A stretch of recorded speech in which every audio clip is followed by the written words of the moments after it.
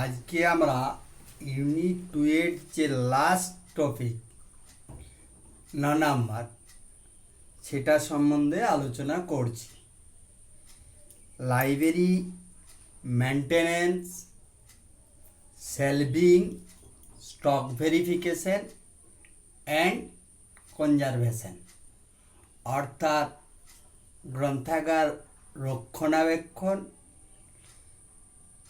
কি দিয়ে করা হয়, সেলভিং, অস্তিত্ব পরীক্ষা ও সংরক্ষণ। তাহলে প্রথম প্রশ্ন হচ্ছে যে গ্রন্থাগার রক্ষণাবেক্ষণের কাজগুলি কি কি। তাহলে রক্ষণাবেক্ষণের কাজগুলি হলো গ্রন্থ এবং অগ্রন্থ অর্থাৎ সিডি, ডিভিডি এইগুলো সুন্দরভাবে সুবিন্যস্ত করা। 2 হলো গ্রন্থাগারের নথিপত্র যাতে কোনো শত্রুর হাতে আক্রান্ত বা ক্ষতিগ্রস্ত না হয় তা দেখা। 3 ক্ষতিগ্রস্ত নথিপত্র সারানোর ব্যবস্থা করা। আর 4 গ্রন্থাগারের নথিপত্রের অস্তিত্ব পরীক্ষা করা। 5 সামগ্রিকভাবে গ্রন্থাগারকে নজরদারি ও পরিদর্শন করা। এগুলোই হলো রক্ষণাবেক্ষণের কাজ। দ্বিতীয় প্রশ্ন যে গ্রন্থাগার সেলভিংয়ের প্রয়োজনীয়তা কেন? কয়েকটি উল্লেখযোগ্য সেলভিং পদ্ধতির নাম লেখো। গ্রন্থাগারের নথিপত্রকে একটি নির্দিষ্ট বিন্যাস পদ্ধতিতে সুন্দরভাবে সাজিয়ে রাখার কাজকেই সেলভিং বলা হয়। এই সেলভিংয়ের ফলে নথিপত্র পাঠক ও গ্রন্থাগার কর্মীরা সহজেই খুঁজে পান এবং সময় বাঁচে, যা এস.আর. রঙ্গনাথনের গ্রন্থাগার বিজ্ঞানের 4র্থ সূত্রকে বাস্তবায়িত করে। এবং কয়েকটি গুরুত্বপূর্ণ সেলভিং পদ্ধতি হলো যেমন বর্গীকৃত বিন্যাস পদ্ধতি, ভগ্নক্রম বিন্যাস পদ্ধতি, সমান্তরাল বিন্যাস পদ্ধতি, ব্লক বিন্যাস পদ্ধতি, ফিতা বিন্যাস পদ্ধতি। এরপর আমাদের প্রশ্ন পড়তে পারে প্রত্যেকটা পদ্ধতি সম্বন্ধে, অর্থাৎ বর্গীকৃত বিন্যাস পদ্ধতি কি। গ্রন্থাগারে যে সমস্ত নথিপত্র থাকে সেই সমস্ত নথিপত্রকে গ্রন্থাগারে ব্যবহৃত বর্গীক্রম স্কিমের অনুসারে নম্বর প্রদান করার পর সেই বর্গীকৃত নম্বরের ভিত্তিতে নথিপত্রকে সুবিন্যস্ত করার পদ্ধতিকেই বলা হয় বর্গীকৃত বিন্যাস পদ্ধতি।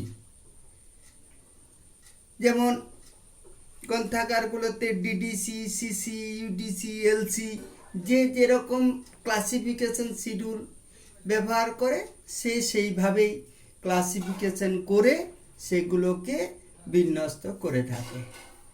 এরপর বলা হচ্ছে ভগ্নক্রম বিন্যাস পদ্ধতি, অর্থাৎ গ্রন্থাগারে যে সমস্ত নথিপত্রের চাহিদা বেশি সেই সমস্ত নথিপত্রকে মূল বর্গীকৃত বিন্যাস অনুসার থেকে আলাদা করে একটি বিশেষ ক্রমানুসারে গ্রন্থাগারের সামনের দিকে সাজিয়ে রাখা হয়, যাকে বলা হয় ভগ্নক্রম বিন্যাস পদ্ধতি। অর্থাৎ আমার লাইব্রেরির যা আমার ডকুমেন্টস আছে, নথিপত্র আছে, তাদের আমি ক্লাসিফিকেশন অ্যাজ ওয়েল অ্যাজ করেছি, তবুও সেই ক্লাসিফিকেশন থেকে কিছু কিছু বইকে বেছে যেগুলো পাঠকরা বেশি চাহিদা আছে, পাঠকরা বেশি বেশি অনুসন্ধান করে, সেগুলোকে যখন আবার ক্রম অনুসারে সামনের দিকে সাজিয়ে রাখা হয়। আবার যেগুলো খুব বেশি চাহিদা নেই সেগুলো পিছনের আলমারির দিকে রাখা হয়। একেই বলা হয় ভগ্নক্রম বিন্যাস পদ্ধতি। আর সমান্তরাল বিন্যাস কি? যখন একই সঙ্গে বর্গীকৃত বিন্যাস পদ্ধতি ও আকার ভিত্তিক বিন্যাস পদ্ধতি অনুসরণ করা হয় তখন তাকে সমান্তরাল বিন্যাস পদ্ধতি বলে। অর্থাৎ আমি ক্লাসিফিকেশন করেছি বইটার যে আকার, কোনো বইটা হয়তো দেখা গেল যে একটু চওড়া দিকটা বেশি, কোনোটা লম্বা দিকটা বেশি, তো সেগুলোকে যখন আকার ওয়াইজ রেখে আবার বিন্যাস করা হয়, ক্লাসিফিকেশন ওয়াইজেই রাখা হবে, কিন্তু যেগুলো যেরকম সাইজের সেই সাইজে রেখে তাদের ক্লাসিফিকেশনের উপর ভিত্তি করে, তখন তাকে বলা হয় সমান্তরাল বিন্যাস পদ্ধতি। এর পরের প্রশ্ন হচ্ছে ব্লক বিন্যাস পদ্ধতি কি? যখন আলমারি বা সেলফকে এক একটি ব্লক হিসাবে ধরে নেওয়া হয় এবং সেখানে একই ধরনের বই বর্গীকরণের বর্গ অনুসারে সাজিয়ে রাখা হয়, তখন তাকে ব্লক বিন্যাস পদ্ধতি বলে। যেমন আমি ধরলাম যে এটা হচ্ছে প্রোজ, মানে হচ্ছে কবিতার বই সব রাখবো, তাহলে কবিতার বইয়ের ক্লাসিফিকেশন করেছি, তারপর সেই কবিতার বইয়ের ক্লাসিফিকেশন অনুযায়ী সেই আলমারিটাকে সাজিয়ে দিলাম এবং উপরে লিখে দিলাম যে এটা একটা কবিতার আলমারি। এরপর হচ্ছে ফিতা বিন্যাস পদ্ধতি। যদি গ্রন্থাগারে গল্প, উপন্যাস সংগ্রহ ছাড়া অন্য গ্রন্থ পাঠে পাঠককে উৎসাহিত করার জন্য গল্প উপন্যাসগুলিকে মধ্যবর্তী তাকে এবং অন্য গ্রন্থগুলিকে উপরে ও নিচের তাকে রাখা হয়, তখন তাকে বলা হয় ফিতা বিন্যাস পদ্ধতি। অর্থাৎ পাঠকদের গল্প উপন্যাসের সাথে সাথে যদি আমি চাই যে তারা অন্য কিছু একটু পড়ুক, তাদের দেখাতে চাই সেই নথিগুলোকে, তখন আমরা এই বিন্যাস পদ্ধতি অবলম্বন করি। এর পরের প্রশ্ন যে গ্রন্থাগারের অস্তিত্ব পরীক্ষা স্টক ভেরিফিকেশন কি? গ্রন্থাগারে যে সমস্ত নথিপত্র আছে সেই সমস্ত নথিপত্র সঠিক সংখ্যায় আছে কিনা এবং যথাযথ স্থানে আছে কিনা সেটি নির্ণয় করার জন্য যে কাজ করা হয় তাকে অস্তিত্ব পরীক্ষা বলা হয়। এই অস্তিত্ব পরীক্ষার মাধ্যমে গ্রন্থাগারের ক্ষয়ক্ষতি নির্ণয় করা সম্ভব হয়। তারপরের প্রশ্ন যে গ্রন্থাগারে অস্তিত্ব পরীক্ষার প্রয়োজন হয় কেন? যে সমস্ত কারণে প্রয়োজন হয় সেগুলো হলো হারিয়ে যাওয়া নথিপত্র চিহ্নিত করা যায়, নথিপত্রগুলি যথাযথ স্থানে এবং সঠিক বিন্যাসে নিয়ে আসা সম্ভব হয়, জীর্ণ নথিপত্র চিহ্নিত করা যায় এবং বাঁধাই করা হয়, সেলফ পরিষ্কার পরিচ্ছন্ন করা যায়, আর গ্রন্থাগার কর্মীদের দক্ষতা বৃদ্ধি পায়। কারণ কি? যখন এই কাজ করা হয় গ্রন্থাগার কর্মীরা বারবার একটা বইকে নাড়তে চাড়তে থাকে, যার ফলে তাদের দক্ষতাটা বৃদ্ধি পায়। তারপরের প্রশ্ন যে গ্রন্থাগারে অস্তিত্ব পরীক্ষার কয়েকটি পদ্ধতি উল্লেখ করো। মানে আমি এই স্টক ভেরিফিকেশন কিভাবে করব? যেমন এক্সেশন রেজিস্টারের সাহায্যে করতে পারি, পৃথক রেজিস্টারের সাহায্যে করতে পারি, এক্সেসের নম্বর সহ পৃথক কাগজের সাহায্যে, গণনার সাহায্যে, সেলফ তালিকার সাহায্যে, কম্পিউটারের সাহায্যে, নমুনা রূপে আংশিক অস্তিত্ব পরীক্ষা করতে পারি, আবার ডুপ্লিকেট গ্রন্থকারের সাহায্যে আমরা এই অস্তিত্ব পরীক্ষাগুলো করতে পারি। তাহলে এই অস্তিত্ব পরীক্ষার আবার যে এইগুলো এক্সেশন রেজিস্টার পদ্ধতি কি, এগুলো ব্রডলি পড়তে গেলে ওই নেতাজির বইয়ে আছে, আপনারা পড়তে পারেন। এর পরের প্রশ্ন গ্রন্থ সংরক্ষণ বলিতে কি বোঝো এবং কেন করা হয়? গ্রন্থাগারে যে সমস্ত নথিপত্র থাকে সেই সমস্ত নথিপত্রগুলিকে শত্রুর হাত থেকে রক্ষা করার জন্য এবং ক্ষতিগ্রস্ত হলে তাকে কোনো উপায়ে সারানোর জন্য যে সমস্ত পদক্ষেপ গ্রহণ করা হয় তাই হলো গ্রন্থ সংরক্ষণ। গ্রন্থ সংরক্ষণ করার কারণ বর্তমান ও ভবিষ্যৎ পাঠক সমাজের মধ্যে সেতুবন্ধন করার জন্য, দ্বিতীয়ত গবেষণার কাজকে দ্রুততর করার জন্য, তৃতীয়ত পূর্বের পণ্ডিত ব্যক্তিদের মেধা সম্পত্তিকে ধরে রাখার জন্য।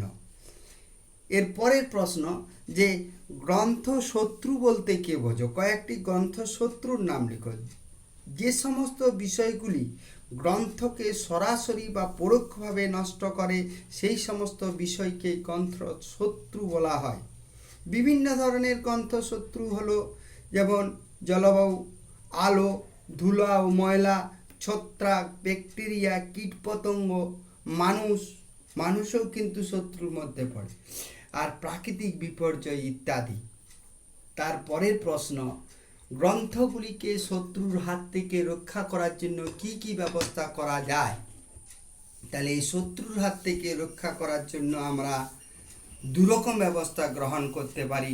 একটা হচ্ছে প্রতিরোধ ব্যবস্থা, আর একটা হচ্ছে আরোগ্য ব্যবস্থা।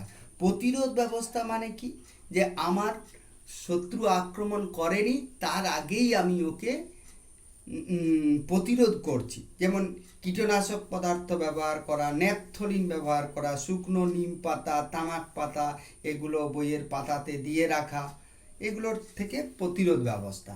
আর আরোগ্য ব্যবস্থা, যখন আমার পোকা ধরে গেছে তখন আমি কি করতে পারি, সেটা ধূপীকরণ করতে পারি, লেমিনেশন করতে পারি, ডিএসিডিফিকেশন করতে পারি, এগুলো হচ্ছে আরোগ্য ব্যবস্থা। তাহলে ধূপীকরণ কি, ইহা আবার কয় প্রকার? বিষাক্ত ধোঁয়া প্রয়োগ করে বইয়ের পোকামাকড়ের মৃত্যু ঘটানোর প্রক্রিয়াকে বলা হয় ধূপীকরণ। এই ধূপীকরণ 3 প্রকারের হতে পারে, যেমন থার্মাল ফিউমিগেশন, ফর্মালডিহাইড ফিউমিগেশন, আর প্যারাডাইক্লোরাবেনজিন ফিউমিগেশন। এগুলো যে ওষুধগুলো দিয়ে এই বিষাক্ত ধোঁয়াটা তৈরি করা হয় সেইগুলোর নাম দেওয়া আছে, সেটাই হচ্ছে ধূপীকরণ। আর ডিএসিডিফিকেশন কি, কাগজের অম্লতা পিএইচ মিটার দিয়ে মেপে কাগজটিকে ঠিকঠাক রাখার যে কাজ করা হয় তাকে বলা হয় ডিএসিডিফিকেশন। পিএইচ মিটার কোনো কাগজের মাপ যদি 6.7 থেকে 6.9 মধ্যে থাকে তবে কাগজ ঠিক আছে, আর যদি 4 কম হয় তবে কাগজটি ভেঙে যাবে। এটি বিভিন্নভাবে করা যায়, যেমন ক্যালসিয়াম হাইড্রক্সাইড বা ক্যালসিয়াম বাইকার্বনের মিশ্রণ ব্যবহার করে, ক্যালসিয়াম ও ম্যাগনেসিয়াম বাইকার্বনের মিশ্রণ ব্যবহার করে। তাহলে ডিএসিডিফিকেশন হচ্ছে যে বইয়ের কাগজের অম্লতাটাকে আগে পরীক্ষা করতে হবে পিএইচ মিটার দিয়ে, তারপর সেখানে আমার প্রিকশন নিতে হবে। অর্থাৎ এক্ষেত্রে ডিএসিডিফিকেশন করাটা একটা জটিল কাজ। এরপর হচ্ছে ফক্সিং কাকে বলে, যখন বাতাসের নানা ধরনের ভাইরাস ও ব্যাকটেরিয়া কাগজের মধ্যে অবস্থিত লোহজ যৌগকে আক্রমণ করে, তখন কাগজের উপর বাদামি রঙের একটা ছাপ পড়ে যায়, যাকে বলা হয় ফক্সিং। এটা তামাটে দাগ পড়ে যায় বইয়ে, সেটাই হচ্ছে ফক্সিং। আর বৈদ্যুতিক মাধ্যমে সংরক্ষণ বলতে কি বোঝো? অর্থাৎ দুষ্প্রাপ্য মূল্যবান মুদ্রিত তথ্যকে যখন আমরা কম্পিউটারের মাধ্যমে সংরক্ষিত করে রাখি, সেটাই হলো বৈদ্যুতিক মাধ্যমে সংরক্ষণ ব্যবস্থা। এক্ষেত্রে নথিপত্রকে স্ক্যান করে ডিজিটাইজ করা হয়। এই হলো ইউনিট 2 এর শেষ টপিক। ইউনিট 2 মোটামুটি শেষ। এরপরে আমার পরীক্ষা নিতে হবে ইউনিট 2 এর। যারা আমার সাথে যোগাযোগ করে রেখেছেন তারা প্রিপারেশন নিন, আর যারা মনে করছেন নতুনভাবে হয়তো যোগাযোগ করে পরীক্ষা দেব তারাও যোগাযোগ করতে পারেন। এই বলে আজকে শেষ করছি।